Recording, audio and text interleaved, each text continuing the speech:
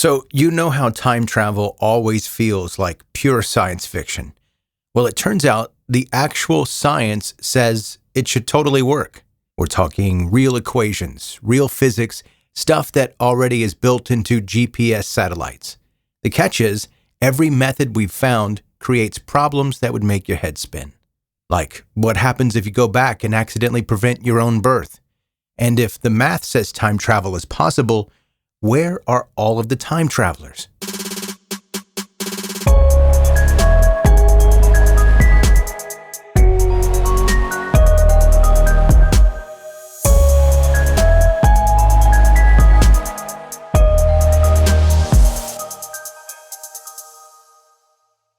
Okay, so here's something that's going to mess with your head a little bit.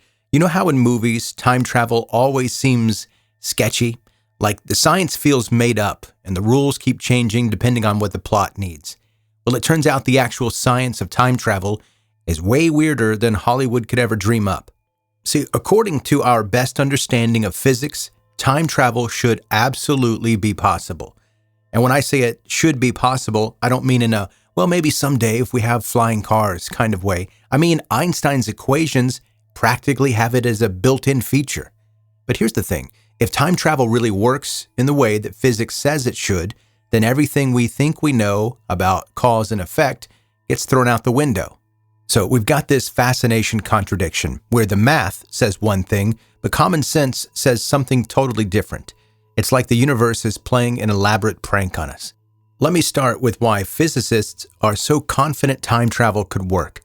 Back in 1915, Einstein gave us general relativity, which describes how massive objects warp space-time. Think of space-time like a stretchy fabric. When you put a bowling ball on a trampoline, it creates a dip, right? That's essentially what stars and planets do to the fabric of space and time. Now, there are space-time geometries with curves that loop back on themselves, closed time-like curves, which describe the possible trajectory of an observer who returns exactly back to their earlier state. Basically, the fabric can get twisted in such a way that if you follow the path through space, you can end up back where you started, but in an earlier time. This, by the way, isn't theoretical anymore. We've found examples of those closed time-like curves in the solutions to Einstein's equations. This possibility was first discovered by Willem Jacob van Stockum in 1937, and later confirmed by Kurt Gödel, who was Einstein's colleague at Princeton. When Gödel showed Einstein his solution that allowed time travel, Einstein was reportedly not thrilled about it. But here's where it gets really wild. We already experience time travel every day. Einstein's theory of special relativity proposes that time is an illusion that moves relative to an observer. If you hop on a plane and fly across the country, you age slightly less than your friend who stays home. It's a tiny amount, but it's measurable. GPS satellites have to account for this effect, or your phone would think you're in the wrong place by miles. So time travel forward, we've got that covered. What about going backward? That's where things get properly bonkers. There are actually several ways physics says you could theoretically travel to the past. You could use a wormhole, which is like a tunnel through space-time connecting two different points in space and time. That catch, you need something called an exotic matter with negative energy density, which may or may not actually exist. It's like needing a unicorn hair to build your time machine. Or you could use a rotating black hole called a Kerr black hole. The rotation creates a region where space-time gets so twisted that you could theoretically loop back in time. But of course, you'd also have to survive getting close to a black hole. Probably impossible. There's also the Tipler cylinder, which is a theoretical massive rotating cylinder that could warp space-time enough to create closed time-like curves. The minor detail, this cylinder would need to be infinitely long and rotating at nearly the speed of light. So basically, you'd need to build something impossible to achieve something that's theoretically possible. Now, you might be thinking, okay, but if time travel is possible, where are all of the time travelers? This is actually a serious question that physicists call the observation paradox. If people from the future have time machines, why hasn't anyone showed up to give us lottery numbers or warn us about 2020? Stephen Hawking had a theory about this called the chronology protection conjecture. The idea is that the universe has built-in safeguards that prevent time travel paradoxes from happening. It's like the cosmos has a really good immune system that fights off temporal viruses. And that brings us to the logical nightmare that is time travel paradoxes. The most famous is the grandfather paradox. The consistency paradox, commonly known as the grandfather paradox, occurs when the past is changed in any way.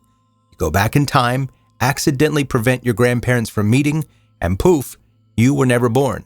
But if you were never born, who went back in time in the first place? It's like a logical pretzel that ties your brain in knots. Some have proposed solutions to this. There's something called the Novikov self-consistency principle, or Niven's law of the conservation of history, that forbids time travel paradoxes from being created.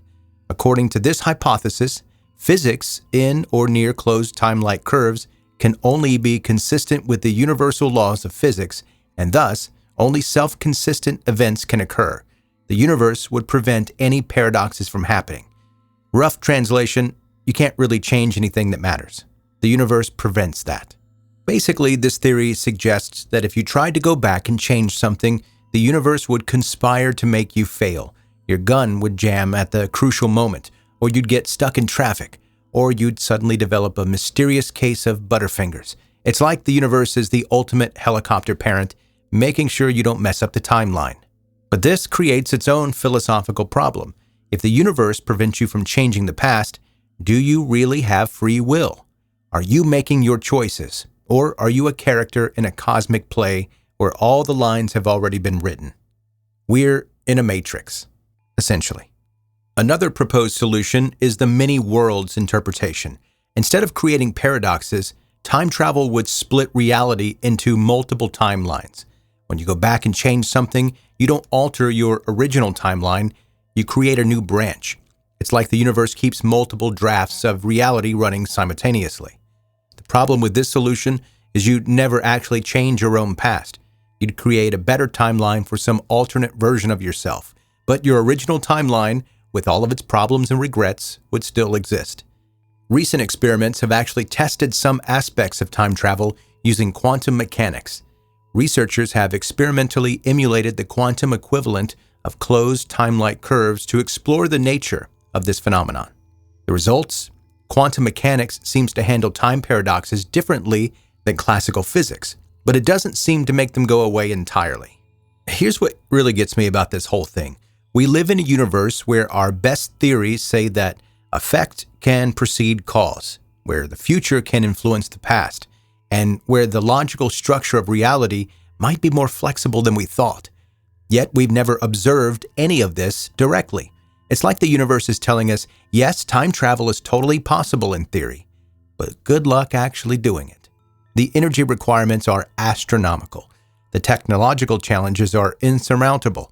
The philosophical implications are mind-bending, and the universe itself might be actively working against us. So what does this all mean? Maybe time travel is possible, but we're like ants trying to build a rocket ship.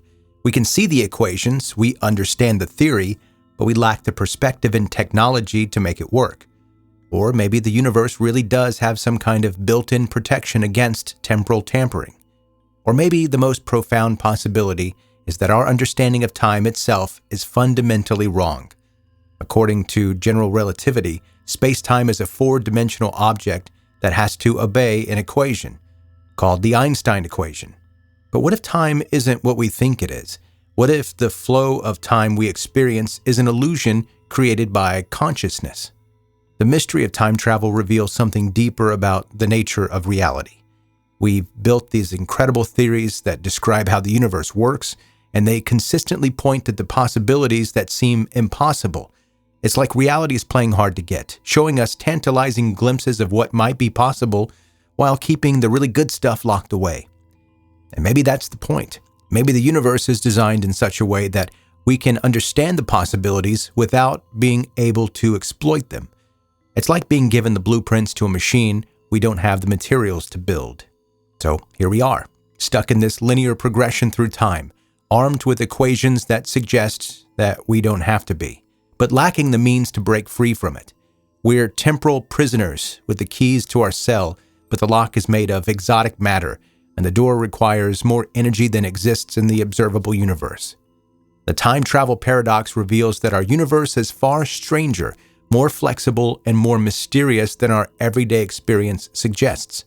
And sometimes the most fascinating discoveries are the ones that show us the limits of what we can know and do, even when our theories suggest those limits shouldn't exist. Which leaves us in this beautiful, frustrating truth. Time travel might be the one thing that's simultaneously possible and impossible. Allowed by physics, but forbidden by logic. Mathematically certain, but practically absurd. And that contradiction might tell us more about the nature of reality than any time machine ever could.